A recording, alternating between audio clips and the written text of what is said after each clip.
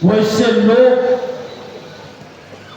देश 1000 वर्ष गुलाम हुआ, बाहर से सेनाएं नहीं आई थी, अपने लोगों ने आमंत्रित किया था।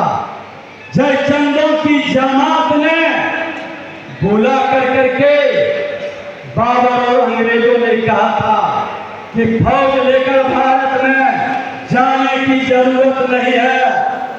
वहां पर कई जयचंद मिल जाएंगे जो मेरे फौज से ज्यादा अपना बलिदान दे जाएंगे। आज वैसे लोगों को चिन्हित करने की जरूरत है। समाज के अंदर मां भारती के संतानों के बीच सामाजिक समरसता बनाने की जरूरत है और नए भारत का प्रधानमंत्री नरेंद्र मोदी जी का वह महामंत्र जो सबका साथ सबका विकास की बात करते हैं, यही तो श्री बाबू करते थे, यही तो श्री बाबू करते थे।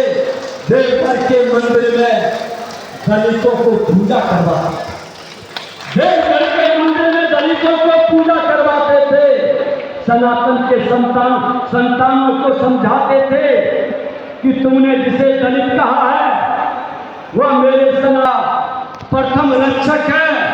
जब हॉस्पिटल नर्सिंग होम नहीं था, जब हम जन्म लेते थे, छाती से वही तो लगाता था, हृदय से वही तो लगाता था। आज तुम उसको अछूत कर बुलाते हो। जब हम मरते हैं तो मुखातिब को भी वही देता था, उसको भी तुम अछूत कर अलग थलग बैठा देते। बदलना है समाज को। परशुराम का वंशज हर समाज को जोड़े, हर लोगों को गले लगा ले, बिहार बदल जाएगा, ठहरी हुई विरासत बन जाएगी। कोई ताकत नहीं है कि आपके विरासत को रोक लेगा। ठहर तो गई मेरी विरासत। ये वही धरती है ना जो कई धर्मों का उद्गम स्थल रहा।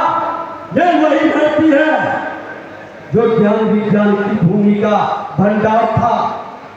ये सामाजिक सौहार्द का केंद्र बिंदु था। अंग्रेजों ने भी लिख कर गया था कि अगर जो लॉ एंड ऑर्डर पूरे देश में सबसे बेहतर है तो वो बिहार है, और उस बिहार का कोई सेवक है तो वो बिहार के श्री बाबू। यह हमारी गौरव गाथा थी। किसने इस गौरव गाथा को मिटाने का काम किया? बिहारी को गाली बना दिया, बिहारी को कलंकित कर दिया। क्या परशुराम का वंशज अब भी मौन रहेगा? क्या श्री बाबू का, क्या स्वामी सहजानंद सरस्वती का वंशज अब भी मौन रहेगा? इस धरती पर जन्म लेने वाला हर सनातन के संस्कार और स्वाभिमान की रक्षा के लिए परशु उठाने की जरूरत है। और उस परशु से हर समाज को हम रक्षा करेंगे। धर्म पालन में जो ताकत बनेगा उसका हम बंद करेंगे। यह ताकत बनाने की जरूरत है।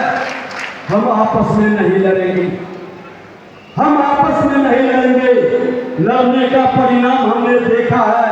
1000 वर्ष गुलामी को हमने भोगा, 1000 वर्ष की गुलामी को हमने भोगा है।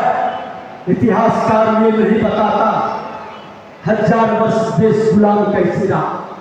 जब जब हमने जात में बटा है भारत गुलाम हो गया। जब जब हम जात से बाहर निकला देश आजाद हो गया।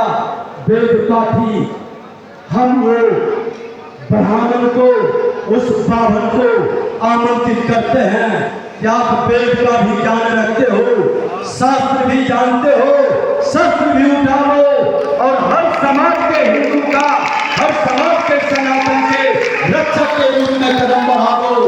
सब समाज आशा भरी निगाह से आपको देख रहा है। आतंकवाद, उग्रवाद, अपराध और भ्रष्टाचार से भारत को मुक्त करने का यही समय है, सही समय है।